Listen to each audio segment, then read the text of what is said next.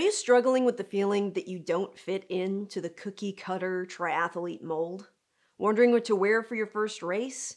Afraid that you'll be in the way of all of the other seasoned triathletes? In today's video, I'm going to address 3 fears that I see most in new triathletes. So I went onto Facebook and I asked a bunch of triathletes what they worried about most when they first got into triathlon. And overwhelmingly, 2 things popped up more than anything else.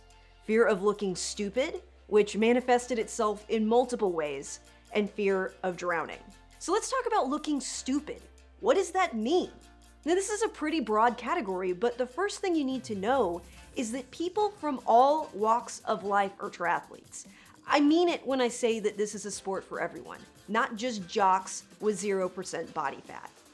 Take a look around at YouTube at all of the videos people have posted of their races, and you'll see that a lot of them are normal people just like us. There was an 86-year-old man who finished Kona with me, okay? I weighed 150 pounds when I started, and I'm only 5 feet tall, so I considered myself to be pretty freaking fluffy compared to my idea of how a triathlete should look.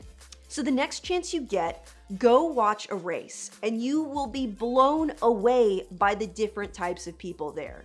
Now let's briefly talk about what to wear, because that's gonna help a lot. I love my tri-suit. I wear it for races. I will actually wear it to practice in the pool. But best of all, the thing that I like the most about tri-suits is no muffin top, because there's no waistband cutting through the middle. That makes me feel so much better. But do you need a tri-suit? No, absolutely not. A good rule of thumb is just to be as aerodynamic or hydrodynamic as possible. So that means avoiding clothing that's baggy or will flap in the wind and catch like a parachute. So a really easy outfit when you're first getting started is just a compression shirt and bike shorts. Although, take my word for it, you want tri-shorts, not the ones with the huge pad, because it will fill up with water and you'll be running around like a toddler with a dirty diaper.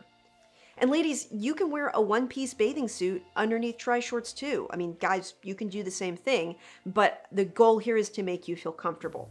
Now, whatever you do, heed these words. There is no changing room. You can put on more clothes after the swim, but you can't take anything off unless you want to get arrested for indecent exposure. Maybe you do. But if you don't, the best advice I can give you is to wear the same thing the whole time.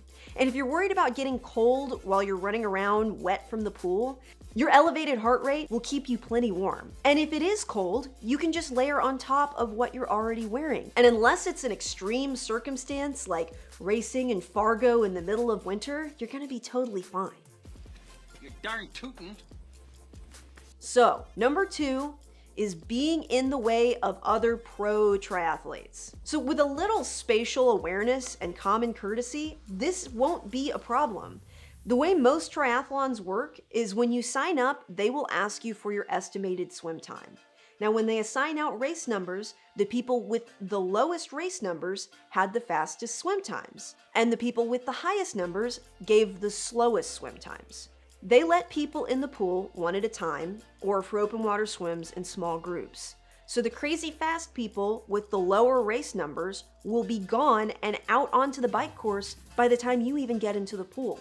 But you may get somebody faster behind you on the swim, and there are oftentimes multiple loops on the bike and the run course, so you could get a faster athlete coming up from behind. In this case, just remember, just like on the highway, the slow lane is on the right and the fast lane is on the left. In the States anyway. I'm sorry about you guys in the UK and places where you drive on the weird side of the road.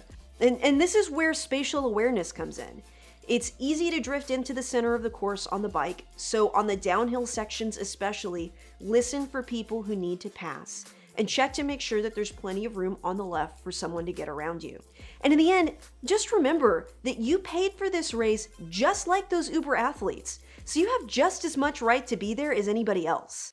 And if somebody's being rude, that's just because they're a jerk. It has nothing to do with who is more worthy of racing.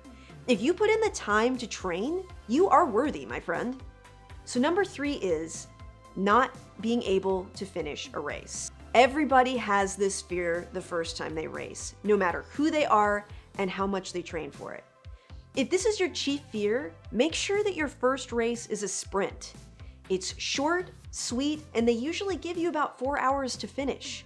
Almost everybody, unless they have a tire blowout or something major happens, finishes. But I don't expect that blanket statement to make it all better, so here are a few nuggets I can share with you from my experience. During the swim, you can rest on the wall if you get tired. Just make sure that you stay to the right so that you're out of the way. You can swim on your back the whole time. If you're tall enough, you can even walk. For my first race, I did like a pseudo breaststroke frog swim doggy paddle combination, and it took me 10 minutes to finish.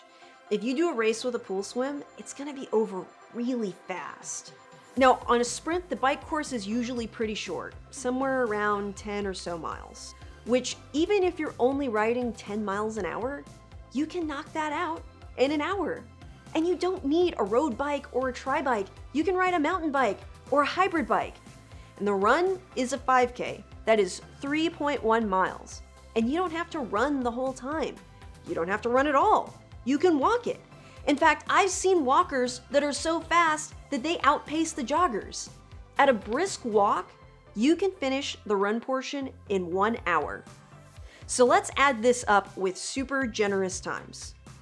Say your swim takes you 20 minutes, and then the bike takes you an hour and a half. That leaves you over 2 hours to complete the run, which is ample time. I have full confidence that with a little bit of training, you can absolutely finish. And then you'll be totally hooked, and you'll probably start obsessing about getting faster, and you'll develop frequent and repetitive triathlon spending, but I've got a video for that linked up there, so you're totally covered. Now, I've got a question for you. What are you more concerned about?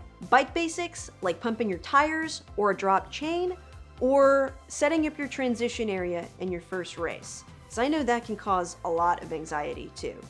So head down to the comments and type in a 1 if you want to learn about bike stuff first, or 2 for transitions. You're going to help me figure out what is more important to all of you and what to make first.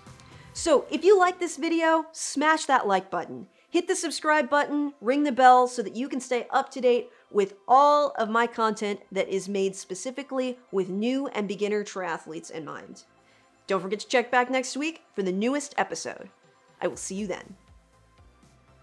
And ladies, you can just wear a one-piece bathing suit.